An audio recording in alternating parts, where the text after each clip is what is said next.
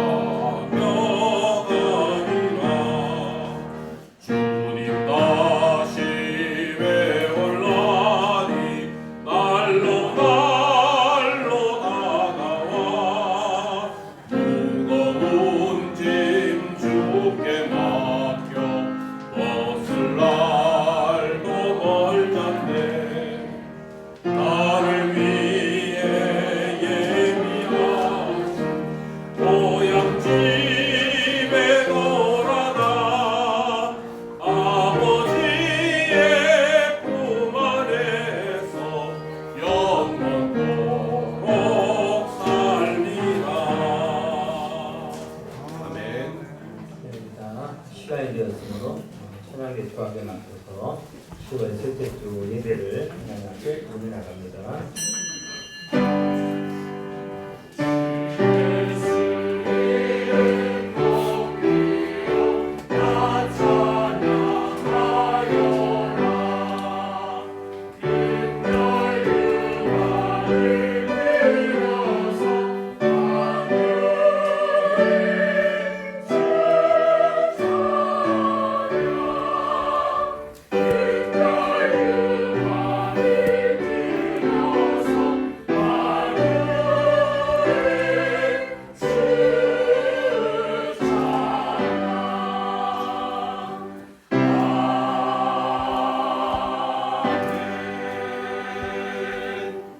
어수선하고 불안한 시대를 살아가는 우리에게 주님 찾아오셔서 내니 두려워하지 말라 귀한 말씀으로 우리를 위로하시고 우리 인생을 붙들어 주시는 그 하나님의 놀라우신 말씀 앞에 순종하여 나와 예배하오니 오늘도 하나님이 준비해 주신 말씀을 통하여 우리 하나님 아버지의 마음을 알고 아버지의 손과 발이 기꺼이 되어서 행함으로 하나님의 영광을 나타내고 성취하기를 원하오니 이 시간 연약한 우리에게 힘주시고 은혜를 부어 주시옵소서.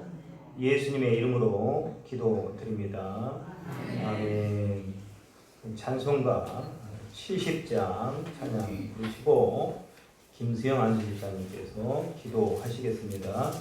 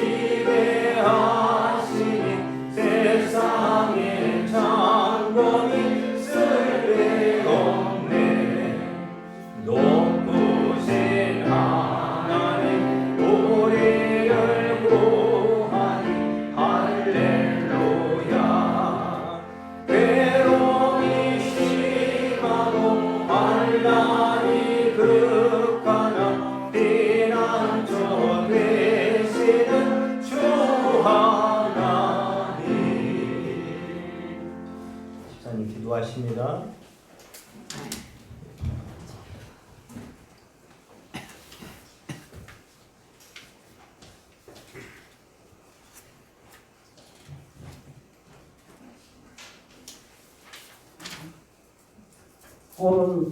오늘도 저희와 함께 하시는 하나님 아버지, 지난 한 주간도 혼탁한 세상 속에서 저희들을 지켜주신 주님의 은혜에 감사와 영광을 드립니다.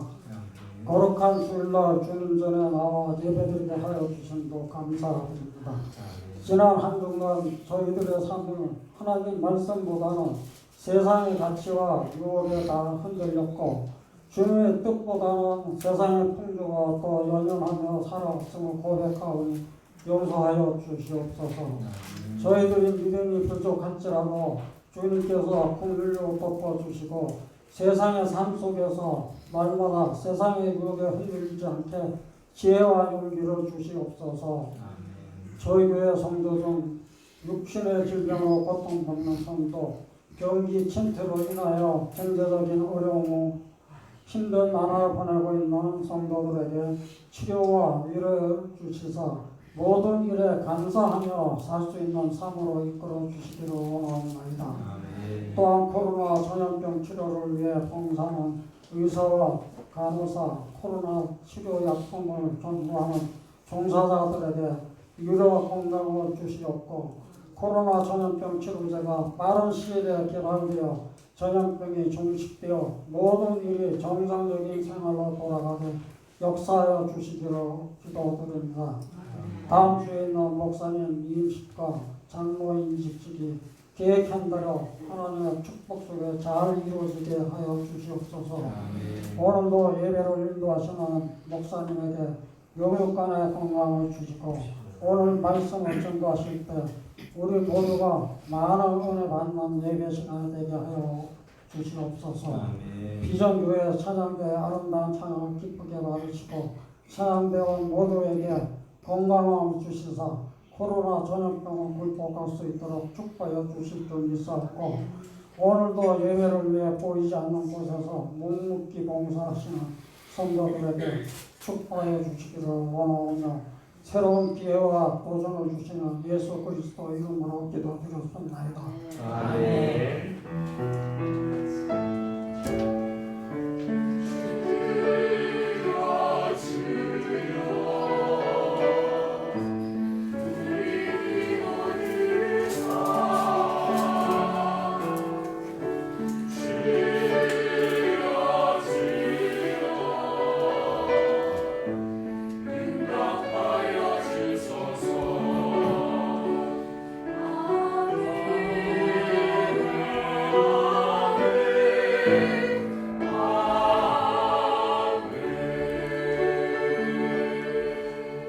하나님의 말씀은 요한복음 6장 15절부터 21절까지의 말씀입니다.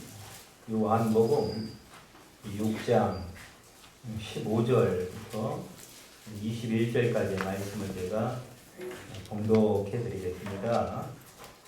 그러므로 예수께서 그들이 와서 자기를 억지로 붙들어 임금으로 삼으려는 줄 아시고 다시 혼자 산으로 떠나가시니라. 저물매 제자들이 바다에 내려가서 배를 타고 바다를 건너 가버나움으로 가는데 이미 어두웠고 예수는 아직 그들에게 오시지 아니하였더니 큰 바람이 불어 파도가 일어나더라. 제자들이 노를 저 10여 리쯤 가다가 예수께서 바다 위로 걸어 배 가까이 오심을 보고 두려워하거늘 이르시되 내니 두려워하지 말라 하신대 이에 기뻐서 배로 영접하니 배는 곧 그들이 가려던 땅에 이르렀더라. 아멘. 이건 비전 찬양대 하나님 앞에 찬양 올려드립니다.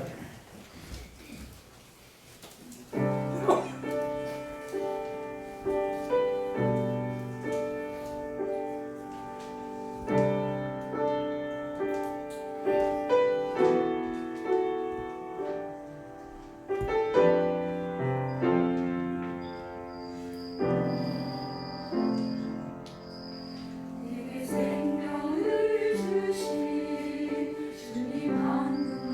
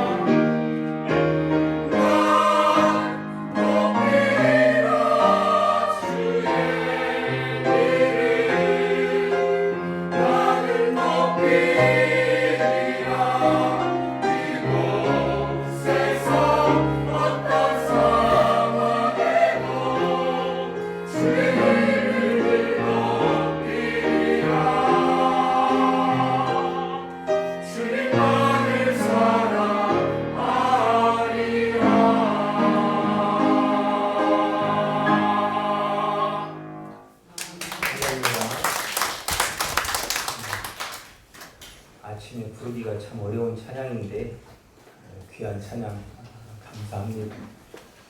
또 한 주간 지나고 여러분들을 건강한 모습으로 뵙게 돼서 참으로 감사합니다. 할렐루야. 또 한 주간도 하나님 주시는 말씀의 은혜 안에서 힘을 얻고 또 응답을 받고 또 치료도 받고 또 연약하면서 회복도 되고 한 주간 하나님의 인도하심 가운데 좋은 일들 좀 많이 있었으면 좋겠습니다. 할렐루야. 어느 중년 부인이 자신을 좀 아름답게 보이려고 하루는 이제 돈 좀 들여서 미장원에 가서 특별하게 좀 머리를 좀 꾸몄습니다. 그리고 자기가 보기에도 이쁜 거. 집에 와서 근데 남편이 그 모습을 봤는데 반응이 시큰둥해. 별 반응이 없습니다. 그래서 자꾸 남편 앞에 머리를 디밀면서 좀 봐달라고 뭐 어떠냐고 그렇게 말을 하니까 남편이 하는 말, 아니 호박에 줄 긋는다고 수박이 되냐고 아주 상처되는 말을 부인에게 하는 거예요. 여러분 부인 입장에서는 아이고 이쁘다 이 한마디 듣고 싶어가지고 그렇게 애쓰고 노력하는데 관점이 다른 거죠. 부인의 관점과 남편들의 관심사가 전혀 다른 거예요. 이것을 신학적인 용어로 뭐라고 하느냐? 아가페 앤드 에로스 그래. 사랑은 사랑인데 다른 사랑인 거예요. 그러면 이게 무슨 얘기냐면 우리가 신앙생활 하면서 자기 생각만 자기 입장에서만 보는 거예요. 신앙의 수준도 자기 입장에서만 평가하는 거예요. 항상 자기가 중심인 이런 사람을 에로스라고 그래요. 자기만 사랑하는 관점에서 나오는 모든 것. 육체적인 자기 중심적인 그런 사랑을 말합니다. 자신의 모든 사랑에 언제나 중심에 있어야 해요. 관심의 중심, 인기의 중심, 칭찬의 중심, 항상 이런 모든 일들에 자기가 중심에 대한 주인공이 되어야 해요. 그래서 자기가 인정받아야 되고, 자기 마음에 들어야 되고, 자기가 만족해야지. 다른 사람 100이 박수를 쳐도 자기 마음에 안 들면 아닌 거예요. 재미가 없는 거예요. 그건 잘못된 거예요. 또 이런 사람들은 전혀 남을 볼 줄을 모릅니다. 남의 형편은 어떻든지 간에 다른 사람은 힘들어 죽게 진짜 형편이 어렵고 사정이 어려워서 깊은 수렁과 같은 그런 음침한 사명의 골짜기 같은 그런 곳에서 고생할 때는 아무 반응이 없어. 그냥 힘내라고 하는 그런 정도지. 그런데 자기에게 조금만 어려움이 오면 이건 하늘이 내려앉는 것 같아. 이렇게 어려운데 왜 사람들은 나를 바라봐주지 않느냐, 도와주지 않느냐, 나에게 왜 위로를 주지 않느냐. 그 자기 문제만이 가장 큰 문제고 언제나 자기 중심적이기 때문에 남은 보이지 않는 거죠. 예수님 주변에도 이런 사람들로 가득 차 있었던 거예요. 오늘 본문 15절부터 읽은 이유가 있어요. 연결되는 말씀이거든요. 15절 말씀에 보면 그들이 와서 왕을 삼으려고 하는데 성경은 굳이 억지로 그래요. 억지로. 왕을 삼으려고 하는데 억지로 그 말은 예수님은 싫다는 얘기잖아. 그죠? 예수님은 원하지 않는데 예수님은 관심이 없는데 예수님은 그러고 싶지 않은데 그 주변에 있는 사람들은 하여튼 어떻게 해서라도 왕을 삼겠다라는 거예요. 그때에 예수님은 기도하러 산으로 가셨다라고 말씀을 하고 있습니다. 그런데 15절 하반절에 보면 다시 혼자 산으로 떠나가십니다. 굳이 그냥 산으로 가셨다고 하지 왜 혼자라고 하는 이런 단어들을 사용을 했을까? 여러분 이 혼자라고 하는 이 단어를 사도 요한은 9번을 사용합니다. 그러니까 삼천층의 은혜를 그냥 받은 게 아니에요. 7 교회를 향한 하나님의 깊은 메시지를 그냥 받는 게 아니에요. 이 혼자 있는 시간을 통해서 하나님의 깊은 세계를 경험하는, 거기 오늘 예수님도 마찬가지입니다. 하나님의 깊은 은혜의 세계를 경험하는 그곳을 산으로 표현했고 그곳을 혼자 가셨다라고 말씀을 하는 거예요. 이것을 분리라고 해요. 분리. 한 단어로 정리하자면, 여러분 우리가 생각할 때는 사실 정상적인 모습은 아니에요.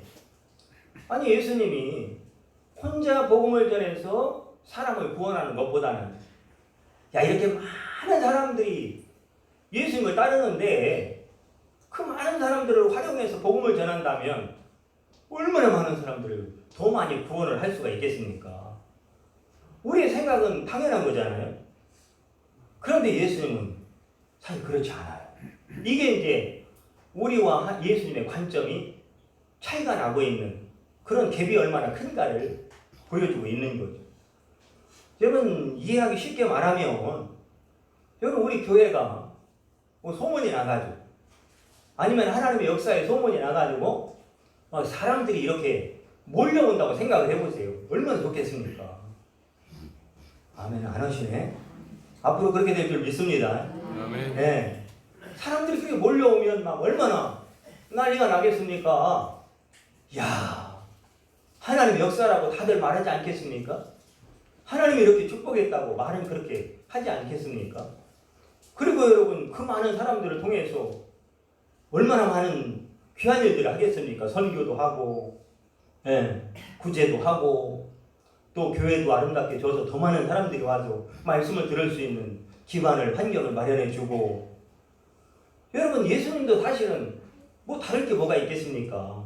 마찬가지죠. 앞에서 얘기했던 것처럼. 그런 관점으로 본다면 예수님의 행동은 결코 정상적이지 않습니다.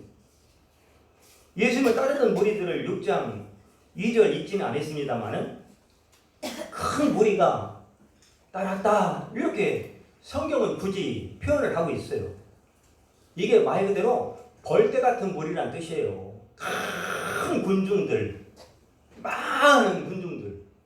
그런 여러분 이거는 우리가 상상하는 이상의 어마어마한 사람들이 예수님을 따랐다 그런 얘기입니다. 그러면 여러분 그 많은 사람들을 통해서 각자 역할을 분담해서 예수님은 더 큰 일을 할 수도 있는데, 더군다나 이 사람들은요 생각해 보세요. 그냥 따르는 사람들이 아니에요. 오병이어의 역사를 경험한 사람이에요. 실질적으로 예수님의 기적 가운데 그 빈들에 아무것도 먹을 것이 없는 전혀 불가능 0%인 가능성 0%인 그 상황에서 여러분 5,000명을 먹이고 남는 떡이 생기는 역사를 경험했거든요. 그리고 앞에서 눈의 병자였다가 고침받았고, 눈이 멀었다가 보게 됐고, 절름발이었다가 걷게 됐고, 이거 수도 없는 문둥병자가 고침받고, 그런 무리들이 다 포함된 그런 무리들이니까 여러분 하나님을 한번 경험한 사람들은 잘 뒤돌아서지 않습니다. 언제까지는, 어떤 한계까지는.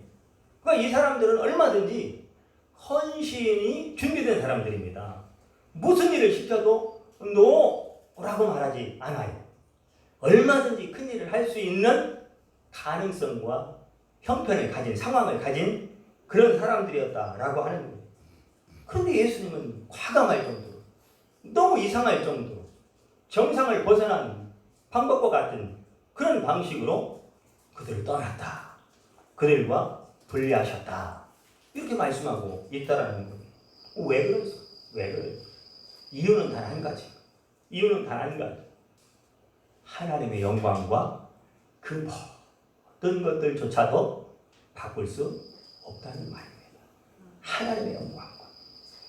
여러분 하나님의 엄청난 위대한 일, 교회를 엄청나게 크게 짓고 수천의 사람들이 모여들고 기적이 일어나고 하는 그런 더 큰 구제하고 선교하고 10나라를 돕고 100나라를 돕고 수만 명의 해외에 있는 영혼들을 살려내고 할지라도 그것이 사람들의 일이 되어서 그 사람들에 의해서 예수님의 하나님의 영광이 묻혀버린다면 그것은 안 된다라고 하는 말씀입니다. 우리의 모든 신앙생활의 현장에 이와 같은 불행한 일들이 없게 되기를 축복합니다. 병을 고침마다도 망했던 사업이 하나님의 역사 가운데 100억, 1000억대의 큰 기업으로 성장해 100명, 수천 명을 거느리는 직원의 사장이 되었다 할지라도 여러분, 하나님의 영광보다 우선할 수는 없다라고 하는 거죠. 지금 이 예수님을 왕 삼으려고 하는 의도가 하나님의 영광을 위해서 그런 것이 아니라는 것을 예수님은 너무 잘 아시는 거예요. 너무 잘 아시는 거예요. 26절에 보면 읽지는 않았지만 예수께서 대답하여 이르시되 내가 진실로 진실로 너희에게 이르노니 너희가 나를 찾는 것은 표적을 본 까닭이 아니요 떡을 먹고 무한 까닭이라 배부른 까닭이다. 자기에게 유익이 되고 이익이 되니까 따르는 거지. 거기에 믿음, 하나님의 영광, 예수님과의 어떤 관계, 그런 관계성이 전혀 없는 겁니다. 하나님은 여러분 이런 부분에 대해서 너무 정확하십니다.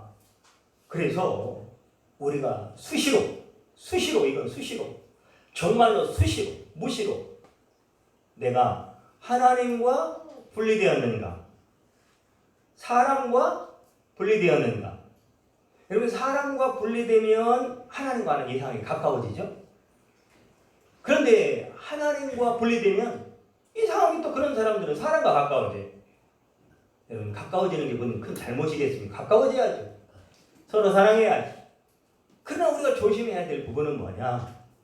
사람들과 가까워지는 만큼 하나님과도 더 가까워져야 되는 게 맞는 건데 사람하고 가까워지면서 하나님과는 멀어지는 게 문제죠.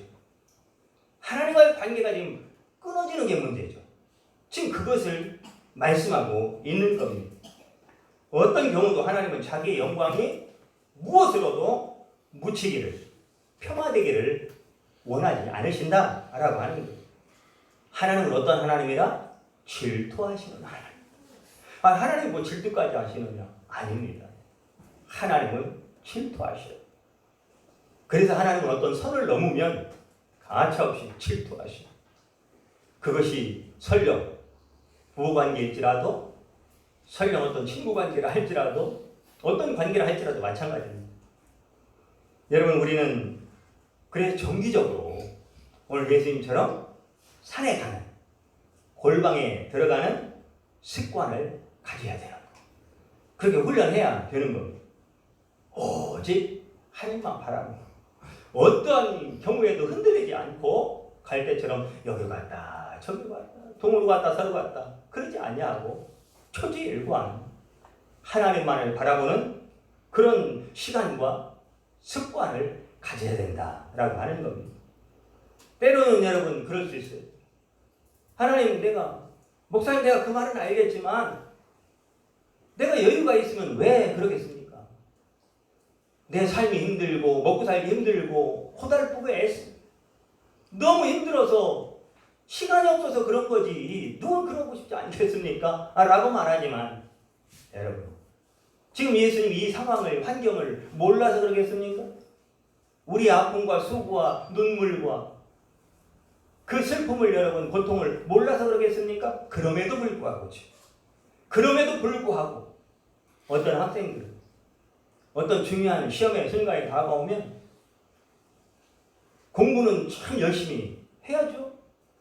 직장생활 열심히 해야 되고 사업도 열심히 해야죠. 그런데 개중에는 보면은 너 왜 기도 안 냐? 너 예배 안 오냐? 너 왜 하나님과의 말씀이 있는 일을 소홀히 하느냐? 그러면 시간이 없어. 저 몇 시간 앉아요.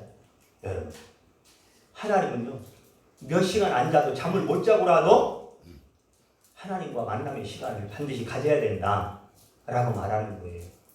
누구도 예외가 없다라는 거예요. 하나님은 그런 부분에 대해서 절대 용납하지 않습니다. 이것은 관계의 문제예요. 관계. 예수님과의 관계가 어떠한가.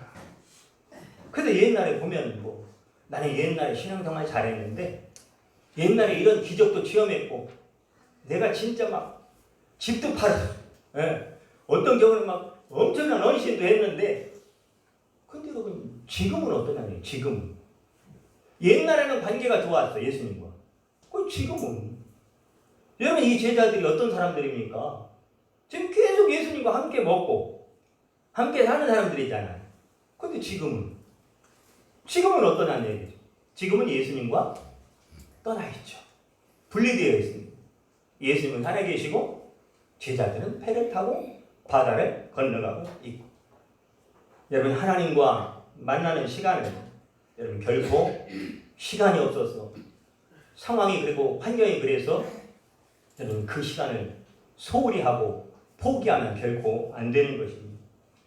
반드시 하나님의 말씀을 묵상하고 하나님의 말씀에 가르침을 받고 그분과 아주 가까운 지금 거리에서 그분의 인도하심을 받을 때 우리는 그 품 안에서 주시는 놀라운 내니 두려워하지 말라 안심하라 평안하라 라고 하는 선한 목자 되신 하나님의 놀라우신 인도하심과 또한 붙들어 주시고 축복하시는 역사 안에서 하나님의 영광을 보게 되는 것입니다.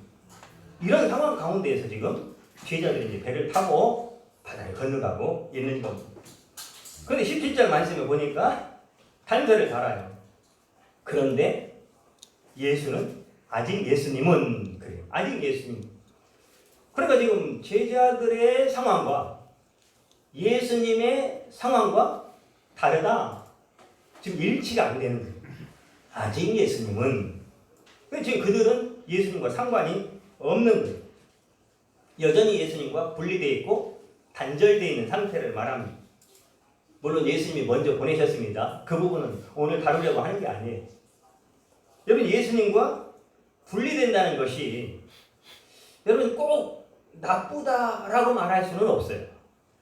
무슨 말하는가? 예수님과 분리되는 경우도 있고 그래도 되는 경우가 있고 그러면 안 되는 경우가 있어요. 무슨 얘기냐?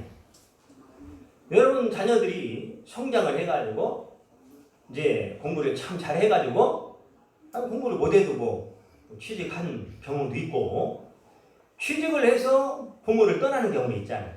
뭐 서울로 간다든가 아니면 뭐 천안으로 간다든가 부산으로 간다든가 이렇게 부모 곁을 떠나는 경우에 또 자녀가 결혼을 해서 부모 곁을 떠나는 경우가 있습니다. 이런 분리, 이런 떠나는 것은 좋은 겁니다. 예. 축복받아 마땅하고 그리고 칭찬받아 마땅하고 참 좋은 일이에요. 그런데 문제는 어린아이가 부모 곁을 집을 나갔어. 청소년이 저녁에 들어와야 되는데 안 들어와. 며칠째 집을 나갔어. 이건 위험한 거예요. 위험한 거. 우리의 신앙생활도 똑같습니다. 예수님과 잠시 우리가 생각할 때 떨어져 있는 것과 같은 분리된 것과 같은 상황을 맞이하는 사람도 있으면 그래도 괜찮은 사람이 있어요. 그러나 한순간도 예수님과 분리되고 떨어지면 안 되는 사람이 있어요. 그러니까 우리 가운데 신앙생활 할 때 그런 예들로 꼭 그런 건 아니지만 어떤 사람은 주일 예배, 수요 예배, 금요 기도회, 또는 새벽으로 뭐 수도 없이 교회 일 있으면 와서 봉사하는 일로 이렇게 해서 교회가 자기의 삶처럼 언제나 인생 1순위로 삼고 사는 사람이 있어요. 그런 사람들은 그렇게 살아야 돼요. 왜? 그게 없으면 예수님과의 관계가 굉장히 이상해지는 관계로 위험해지는 관계로 갈 수 있어요. 근데 어떤 사람은 또 꼭 그렇지 않은데 믿음 생활 잘해. 언제나 중심을 보면 하나님이 있어요. 중심을 보면 늘 하나님의 영의 인도함을 받아. 언제나 따뜻하고 풍성하고 섬김이 있고 넉넉함이 있고 포근함이 있고 감사가 있고 그리고 믿음이 있고 찬송이 있고 늘 이 심령이 하나님의 말씀으로 차 있어. 성령의 인도함을 받아. 여러분 이런 사람은 가끔 분리돼도 상관이 없어요. 우리가 생각할 때 분리지 사실은 예수님과는 더 가깝게 있는 거죠. 이런 경우 상관이 없다 이 말이에요. 그럼 여러분 오늘 이 제자들은 사실은 이런 상황을 맞이했다라고 하는 것은 아직은 영적인 사람이 되지 못했다. 제자였음에도 불구하고 그들의 영적 수준은 육적인 세상 사람들의 수준과 다를 바가 없다. 그러니까 부모님과 떨어지는 이 관계는 수준과 관계에 있다 이 말이에요. 어린 아이들의 수준은 떨어지면 안 돼. 성인은 그런 수준은 떨어져도 돼. 예. 우리의 영적 수준도 마찬가지라는 거죠. 영적 수준이 높아. 그러니까 그리스도로 옷 입어서 하나님의 영광으로 늘 충만해. 이런 사람은 뭐 어디에 있든지 간에 시간과 공간이 크게 중요한 건 아니에요. 그러나 그런 관계도 안 되었음에도 불구하고 자꾸 떠나 멀리 있어. 이런 거는 굉장히 위험한 거예요. 오늘 제자들이 굉장히 위험한 상황을 맞이하는 것과 같습니다. 마태복음 10장 16절에 보면요. 제자들을 예수님이 마을로 전도를 보냅니다. 그러면서 뭐라고 말씀하냐? 내가 너희를 보내니 양을 누구에게 보낸 것 같다? 이리떼들에게 보낸 것 같다. 이리떼라고는 안 했어요. 이리들에게 보내는 것 같다. 이렇게 말해요. 그러면 아직 지금 마을로 가면 사람들이 기다리고 있어. 쉽게 말해서 이 일은 사람 만나는 일이에요. 복음 전하는 일, 전도하는 일. 그런데 이 제자들의 영적 수준은 아직 사람들을 만나서 그들에게 복음을 잘 전해서 그들로 구원받게 할 수 있는 사람과의 관계 속에 굉장히 미숙한 사람들이에요. 네, 관계에 있어 사람들을 다루는 한마디로 그런 부분이 사람들의 관계에 있어서 굉장히 미숙한 사람들. 그런 상태에 있었기 때문에 양을 마치 이리들 가운데 보내는 것 같다. 이렇게 말씀을 하는 거예요. 제자들의 상태가 아직은 영적이지 못하기 때문에 그렇습니다. 그래서 위험한 거예요. 위험한 거. 예수님도 그걸 알고 있어요. 제자들의 상태가 아직은 쉽게 말하면 육적인 상태다. 그게 에로스 사람. 예. 이런 사람은요. 뭘 해도 불안합니다. 뭘 해도. 예. 뭔 말을 한마디 해도 불안해. 뭐 일을 시작한다고 해도 불안해. 뭐를 한다고 해도 겁나. 예. 왜? 문제가 생기기 때문에. 반드시 문제를 일으킵니다. 이런 사람일수록 일이 아니라 예수님과 내가 분리되었는가. 이런 상태가 되면 안 되는 거예요. 예수님과 아주 가깝게 밀착되어 있는 상태로 들어가야 되는 거예요. 이런 사람일수록 예수님을 붙잡는데 어떻게 붙잡아야 돼요? 놓치지 않도록 꼭 붙잡아야 됩니다. 할렐루야. 예. 이제 조금만 더 하면 끝나니까 힘냅시다. 옆에 계신 분한테 멀리 있죠? 예? 마스크 쓰고 우리 꽉 붙들읍시다. 이렇게 한번 인사합시다. 붙읍시다. 제가 물 마시려고 해요. 왜 위험하냐? 왜 위험하냐? 18절에 보니까 뭐라고 하고 있습니까? 큰 바람이 불어. 하필 그때 바람이 붑니까? 근데 이 바람은 보통 바람이 아닌 거예요. 큰 바람. 큰 바람이란 얘기는요. 제자들의 힘과 기술과 노하우와 경험으로는 해결할 수 없는 문제다. 그 말이에요. 그러니까 굉장한 인생의 위기가 위험한 순간이 찾아온 거예요. 여러분 마태복음 14장 24절에 보니까 물결로 말미암아 그들이 고난을 당하더라 이렇게 표현하고 있어요. 고난을 당하더라. 그게 큰 고난 가운데 빠진 거예요. 자기들의 생각에는요. 그러지 않겠습니까? 열심히 노를 저어가면 목적지까지 가겠지. 이렇게 하고 출발했을 거 아닙니까? 네. 그렇게 생각하면서 또 예수님이 저 위에 계시니까 지금 여기에는 없지만 그 산에 계시니까 그래도 뭐 지근거리에 있으니까 우리를 도와주고 함께하고 성령께서 함께하지 않겠는가 그렇게 자기들 나름대로는 생각을 하고 배가 출발을 한 거예요. 우리도 그런 경우 많이 있어요. 우리가 하는 일에 있어서 내가 원하는 일에 있어서 하나님이 함께하겠지. 하나님이 도와주시겠지. 내가 이번 이 사업하면 하나님이 도와주시겠지. 여러분들 가운데도 그런 역사가 있기를 축복합니다. 네, 그런 역사 좀 있었으면 좋겠어요. 네. 그러나 문제는 자신의 영적 상태가 주님과 얼마나 끈끈하고 또 밀착되었는지를 모른다는 것이 문제입니다. 사업이 문제가 아니에요. 어떤 직종을 하는가가 문제가 아니에요. 주님과의 관계가 어떠한데 그 일을 시작하느냐, 그 상황 가운데 놓여 있느냐, 그게 중요하다 이 말이에요. 주님과 가까이 있는지 멀리 있는지 전혀 몰라. 그런 인식 자체가 없어요. 나 뭐 권사인데, 집사인데, 그래도 뭐 나름 열심히 교회 나가고 있는데 그걸로 자기의 신앙의 수준을 그냥 그런가 보다 하고 별 생각 없이 받아들이고 있는 거예요. 여러분, 요즘에 참 온 나라를 흔들고 있는 테스요. 이 세상 살기가 왜 이렇게 힘들어? 그런 노래가 아주 히트를 쳤습니다. 테스가 누구예요? 소크라테스입니다. 그런데 소크라테스가 한 얘기가 유명하죠. 누구를 알라? 너 자신을 알라. 사실은 이게요, 소크라테스가 한 말이긴 하지만 소크라테스가 만들어낸 얘기는 아니에요. 이게 아폴로 신전에 가면 그 문구가 써 있어요. 그것을 소크라테스가 보고서 옮긴 건데, 소크라테스가 말했다고 하니까 소크라테스가 한 얘기로 이제 듣고 있는 거예요. 하여튼 간에 소크라테스는 너 자신을 알라. 굉장히 중요한 거라는 거죠. 우리의 믿음의 수준이 어떠한지 내가 몰라. 그게 늘 그런 인식이 없어요. 믿음의 수준? 주님과 지금 얼마나 내가 가까이 있을까? 이런 거에 대한 관심이 없는 거예요. 그러니까 여러분, 문제만 생기면 난리가 나는 거죠. 갈피를 못 잡고 방황하고, 인생 허무하고 외로움이 찾아오고 그 고난 앞에서 어쩔 줄을 모르는 거예요. 여러분, 제자들이 예수를 안 믿는 사람입니까? 아니죠. 우리보다 신앙생활 더 잘 열심히 하는 사람들이라고 봐야 되는 거죠. 그런데 문제는 믿느냐 안 믿느냐, 옛날에 기적을 경험했느냐, 죽을 병에서 고침받았느냐, 망할 수밖에 없는 사업이 다시 하나님의 역사로 번창했느냐, 그런 문제가 아니라는 거예요. 전혀. 핵심은 그게 아니라 지금은 어떤데? 지금도 예수님 알아? 예수님도 너 알아?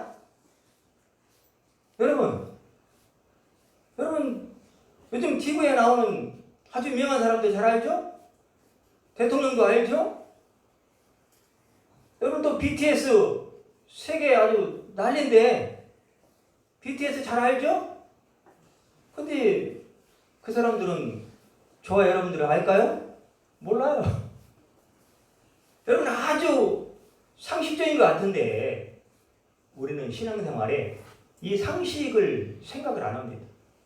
이 상식에 대해서 전혀 느낌이 없다니까요. 인식 자체가 없는 거예요. 그러니 예수님에 대한 인식이 없이 사는 거예요. 그냥 형식을 붙잡고 사는 거죠. 말 그대로 오늘 말씀과 그 후반자를 읽으면 오병의 열쇠를 이들은 기적 때문에 예수님을 따르고 있는 거지. 그런데 육신의 배부른 까닭에 예수님을 따라오는 거지. 예수님이 뭐 구원자이시고 하나님의 아들이시고 그분이 십자가에서 우리의 구원을 이루시고 뭐 하나님 나라의 왕이시고 온 우주의 왕이시고 관계가 없습니다. 아무 상관이 없어요. 그러니까 이것을 육신적이다, 눈에 보이는 에로스적인 사랑이다 라고 하는 거예요. 이것 때문에 쫓아다니는 자기 사랑. 전혀 영적이지 않습니다. 이런 상태에서는 반드시 고난을 당하게 되어 있습니다. 어쩔 수 없어요. 이거는 뭔가 열심히 사는데 늘 이 고난과 고통을 헤어나오질 못해. 주님과의 관계를 다시 한번 점검을 하셔야 돼요. 하나님과 나와의 주파수를 다시금 점검을 하셔야 돼요. 주님과의 관계가 안 됐는데 열매를 맺게 돼도 그것도 문제인 거예요. 주님과의 관계가 안 됐는데 열매를 맺어. 언젠가는 그 열매는 아침 안개가 사라지듯이 한순간에 사라지는 날이 오고 마는 겁니다. 열매는 여러분, 우리의 노력의 산물이 아니라 주님과의 관계의 산물인 줄 믿으시길 바랍니다. 주님과의 관계 속에서 나에게 주어지는 것이 참된 복이에요. 그게 참된 승리요, 참된 성공인 거예요. 가지가 나무에 붙어있지 않으면 절대 안 된다. 주님과의 관계가 없기 때문에 그렇게 되면 자기 잘난 맛에 그것을 유아독존 보이는 사람 없어요. 자기 위에 사람 없는 거예요. 유아독존인 거예요. 언제나 에로스적인 자기 사랑 안에 갇혀가지고 얼마나 많은 사람들을 피곤하게 하고 힘들게 하고 주님의 역사를 가로막는지 모르죠. 제자들이 고난당할 때 주님은 그럼 무슨 일을 하셨을까? 오늘 19절에 보니까요. 예수님께서 바다 위로 걸어오셨다. 그게 말이에요. 예수님 바다 위로. 놀라운 기적이죠. 이 제자는 놀라운 것을 경험했습니다. 여러분의 남은 평생 가운데 이런 기적 같은 일들이 좀 수시로 일어났으면 좋겠습니다. 아멘. 그런데 이런 기적 앞에서 이들의 반응을 보면 이제 이 제자들이 육적인 상태인지 영적인 상태인지 그걸 알 수가 있습니다. 지금 이 메시지가 뭘까? 마태복음 14장 26절에 보면 똑같은 내용이에요. 여기에 보면 그런 내용을 없더니 거기에는 유령이다 그래. 유령. 제자들이 예수님 바다 위로 걸어오는데 유령이래요. 유령. 어쩜 그렇게 보는 게 다릅니까? 제자들은 유령인데 사실은 예수님이야. 여러분 우리가 이런 실수는요 수도 없이 많아요. 너무 많아요. 하나님의 역사가 아닌 것을 하나님의 역사라고 그러고 하나님의 역사임에도 불구하고 또 아니라고 하고 이게 종잡을 수가 없는 일들이 엄청나게 일어나고 있는 거예요. 이 얘기하면 또 길어지니까 넘어가고 하여튼 자 유령은 한마디로 영이라는 얘기예요. 영. 물론 예수님이 오신 게 맞아요. 예? 그러나 여기에서 주시고자 하는 메시지는 지금 영적인 것을 얘기하는 거예요. 영은 여러분 보이지 않는 거예요. 예수님은 성령이시고 그죠? 성령은 하나님이시고 하나님은 성령이시고 그러니까 예수님의 아들의 모습으로 나타나기도 하고 보이지 않는 성령으로 나타나기도 하고 또 하나님으로 나타나시기도 하고 그게 지금 여기에는 예수님이 뭘로 나타나는 거예요? 사실은 성령으로 찾아오시는 사건이에요. 성령으로. 그런데 이 말씀이 그냥 나온 게 아니에요. 창세기 1장 2절에 보면 땅이 혼돈하고 공허할 때에 하나님의 영이 어디 위에 운행하더라? 수면 위에서 운행하시더라. 이 모습이에요. 예수님이 이 말씀을 완성하신 거예요. 그 하나님의 영이 누굽니까? 성령이죠. 땅이 공허하고 혼돈하고 지금 제자들의 상황이잖아요. 공허하고 혼돈하고 어떻게 하지? 어쩔 줄 모르는 이 고난의 현장 가운데 예수님이 찾아오셨는데 생각해보세요. 지금 예수님이 배를 타고 쫓아온다면 뭐 보트를 타고 쫓아와야 빨리 여기까지 도착하겠습니까? 뭐 어떻게 와야 되겠습니까? 예수님이 얼마나 급했어요. 얼마나 급했으면 그 제자들의 상황을 얼마나 급하게 여겼으면 육신의 몸으로 말 그대로 보이게 찾아온 것, 보트 타고 온 것이 아니라 성령으로 즉시 그 현장에 도착한 줄 믿으시길 바랍니다. 이 하나님이 바로 여러분들의 하나님이시오. 성령으로 지금도 우리와 함께하고 계신 거예요. 그분이 나의 하나님이시요 나의 목자시요 나의 사랑하는 주님이십니다. 그분은 선한 목자 되어주셔서 지금도 여지없이 저와 여러분들의 인생의 위기 가운데 제자들이 유령입니다 라고 말하는 그 실수를 범함에도 불구하고 우리는 그것이 하나님의 은혜였다라는 것을 모를지라도 하나님은 여지없이 변함없이 우리가 알든 모르든 우리가 불평하든 때로는 감사하든 상관없이 우리를 사랑하시는 참 좋으신 진짜 선한 목자이신 하나님이신 줄 믿으시길 바랍니다. 왜 이 하나님을 오해합니까? 왜 이 성령님을 오해합니까? 그런데 이 제자들은 몰라요. 느끼지를 못하는 거예요. 여러분 너무 급하게 예수님이 이 제자들 가운데로 찾아오신 거예요. 제자들은 그것을 모르고 느끼지를 못할 뿐이죠. 그러니 여전히 지금 이들의 표정을 보십시오. 두려워하니까 예수님이 내니 두려워하지 말라. 이런 주님에 대한 느낌, 주님이 나와 함께하고 있다는 이 사실을 인식하지 못하니까 늘 두려움 가운데 있는 불안한 거예요. 무슨 일만 생기면 불안해요. 무슨 일만 생기면 안절부절을 못해요. 물론 얼마든지 이해합니다. 사람이기 때문에. 그러나 그럴지라도 빨리 그렇지. 난 혼자가 아니지. 이 상황은 우연이 아니지. 나 혼자 겪고 나 혼자 해결해야 될 문제가 아니지. 나를 사랑하는 우리 주님이 지금 함께하고 계시지. 할렐루야.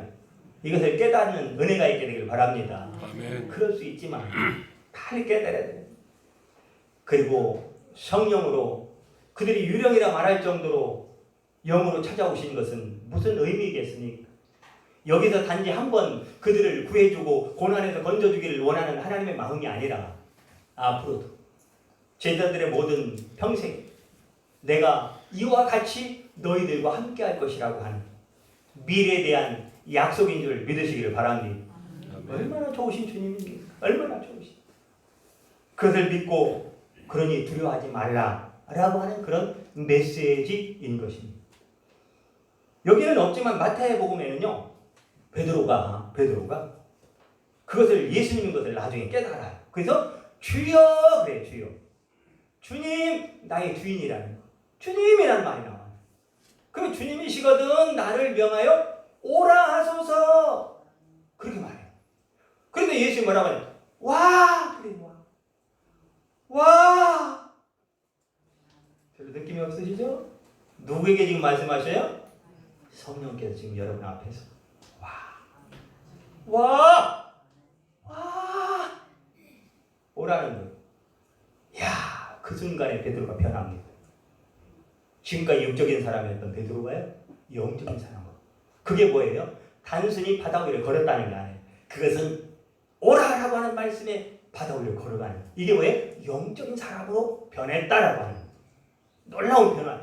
변화를 주님은 갈망하는 거예요. 우리를 향해서.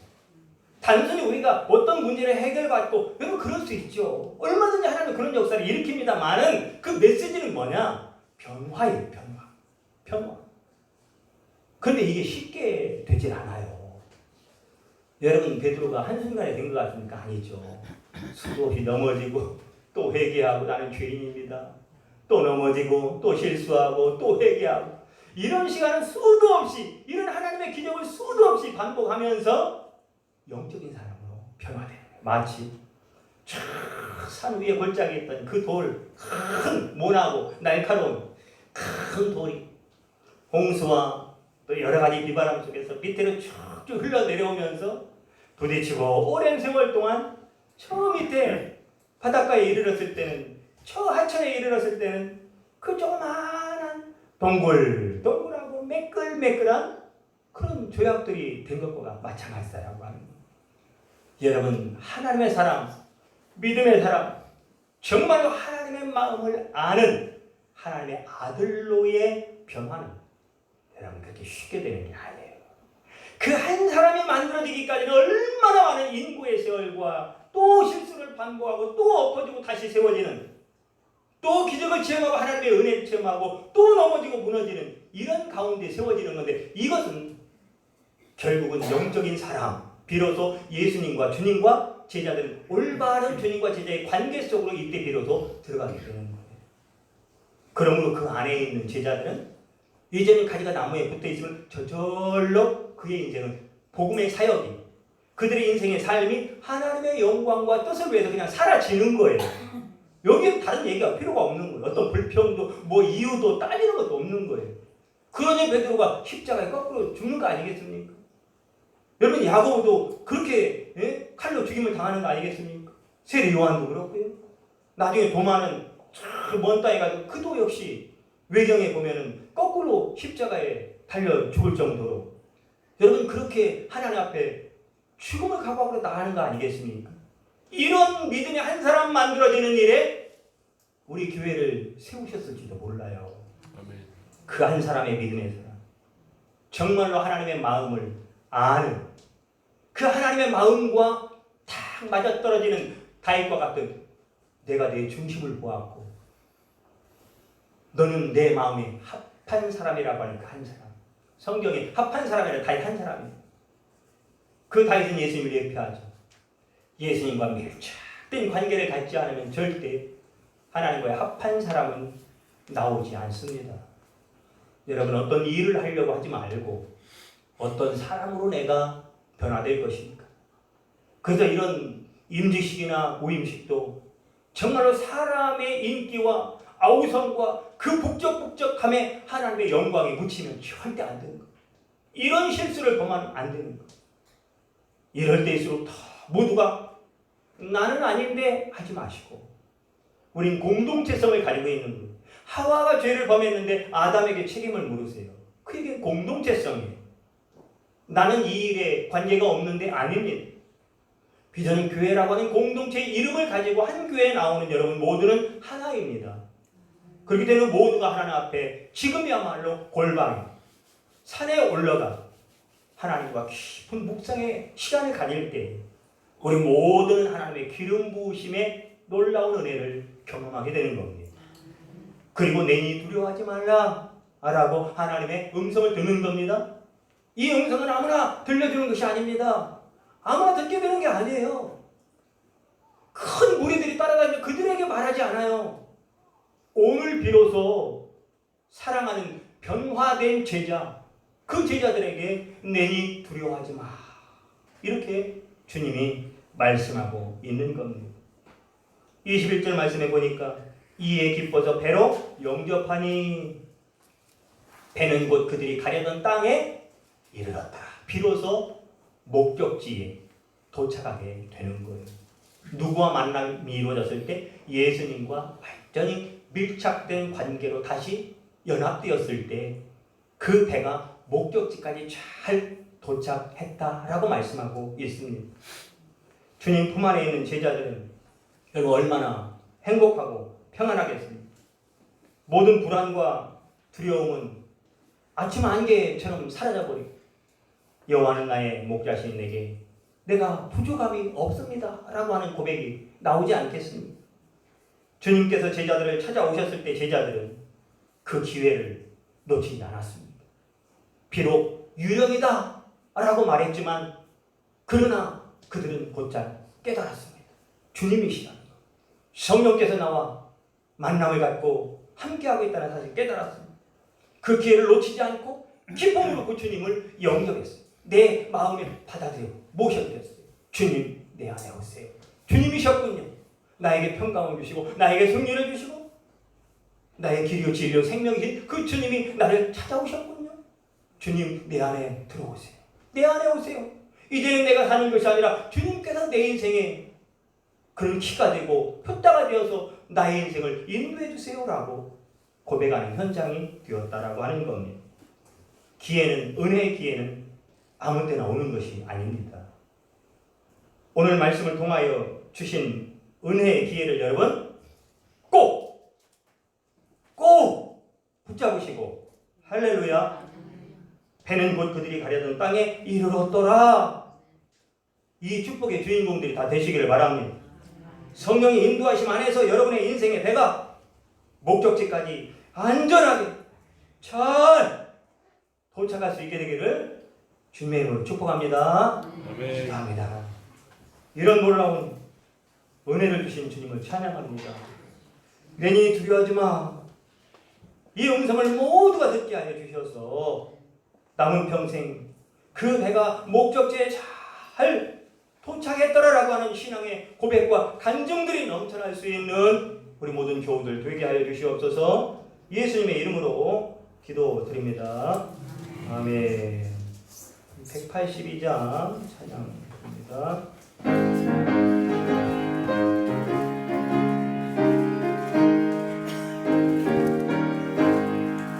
강물같이 흐르는 기쁨 성령과 임함이라. 나 영원하도록 주의 권소되네. 주님 잠든 영화가 내 맘속에 넘치네. 주의 말씀에 거센 공감으로 잠잠하게 되도다. 나의 생명 소생되는 성령이 나십니다.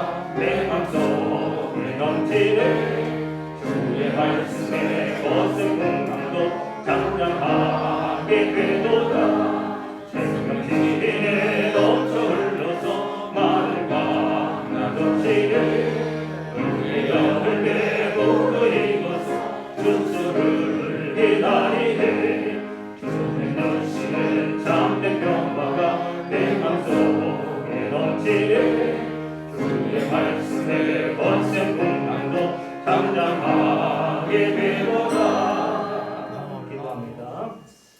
오늘도 하나님의 돌보심과 인도하심 안에서 하나님께서 귀한 것을 주심을 감사해서 11조 헌금과 감사와 또한 선교와 건축과 주일헌금과 여러 가지 기도의 감사의 제목을 담아 하나님 앞에 올려드렸사오니 이 힘을 드려진 모든 손길들마다 오늘 말씀의 복에 그대로 임하게 하시고 능히 두려워하지 말라. 성령께서 늘 그의 삶 가운데 함께함 놀라운 승리와 하나님의 영광 가운데 하나님의 돌보시고 인도하시고 축복하시는 역사 속에서 날마다 하나님께 영광 올려드리는 귀한 손길들 다 되게 하여 주시옵소서. 이 모양 저 모양으로 드려진 모든 손길마다 하나님께서 큰 것으로 채워주시고 오늘 이 말씀에 그 순종의 복으로 채워주셔서 그 말씀 그대로 그의 삶 가운데 이루어지는 놀라운 은혜로 함께하여 주시옵소서. 드려진 모든 예물 가운데 두 손으로 축복하며 살아계신 예수님의 이름으로 기도드립니다. 아멘. 네, 교회 소식 전해드리겠습니다. 다음 주에는 앞에 현수막에 있는 것처럼 담임 목사고 임식과 또 장로 임직식이 오후 3시에 있습니다. 그래서 다음 주 오후 3시에는 한번 예배를 따로 드립니다. 그렇게 아시고 시간 되시는 분들은 우리 교우들은 함께 참석해서 동일한 은혜를 함께 받아 누리었으면 좋겠고요. 오후 3시에 예배가 있으니까 점심은 따로 없습니다. 하여튼 뭐 그렇게 일단 하시고 식사하시고 오시면 되겠습니다. 오늘 점심 대용으로 떡이 준비되어 있습니다. 가져가시고요. 필요로 하시는 분들이 있어서 교회 재정부 계좌 번호를 주부에 좀 올렸습니다. 원하시는 분들이 찾는 분들이 여러 분 있어서 참조하셔서 혹시 뭐 이렇게 계좌로 입금을 하실 분들은 기왕이면 뭐 11조나 감사한금 이렇게 좀 써주면 재정부에서 쉽게 알아보겠죠. 누군지 모르면 또 찾아서 또 해야 되니까. 그리고 또 연락을 재정부 담당 이수연 집사님한테 연락을 주시거나 김성훈 장로님한테 연락을 주시면 정리하는 일에 참고가 되겠습니다. 지난주에 광고 드렸던 것처럼 우리 최웅건 집사님 가톨릭 병원에서 수술 잘 하시고 지금 회복 단계에 있습니다.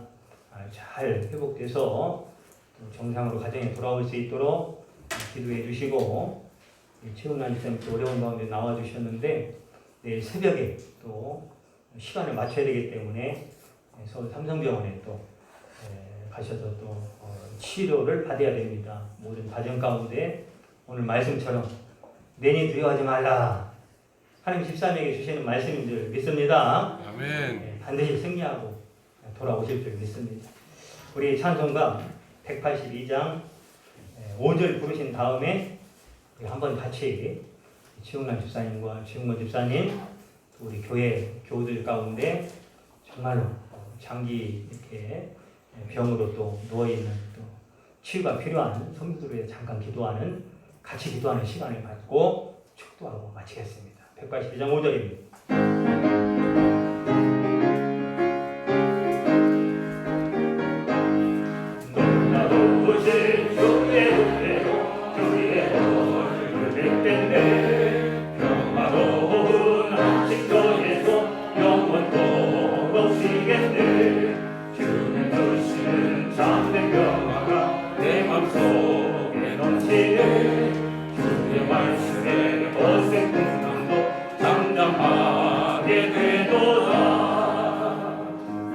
통성으로 기도합니다.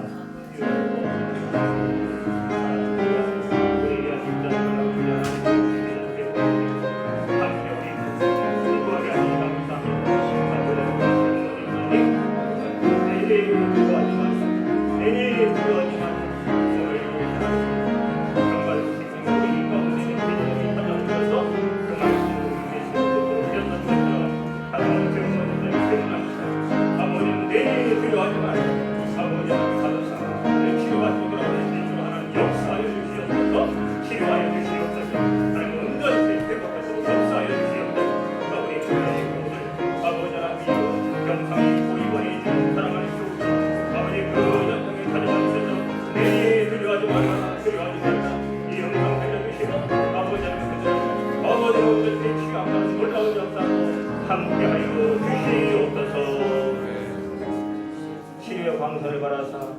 반드시 치료하시고 송아지처럼 뛰게 하실, 낫게 하실, 온전케 하실 살아계신 우리 인생의 주인 되신 예수님의 이름으로 기도드립니다.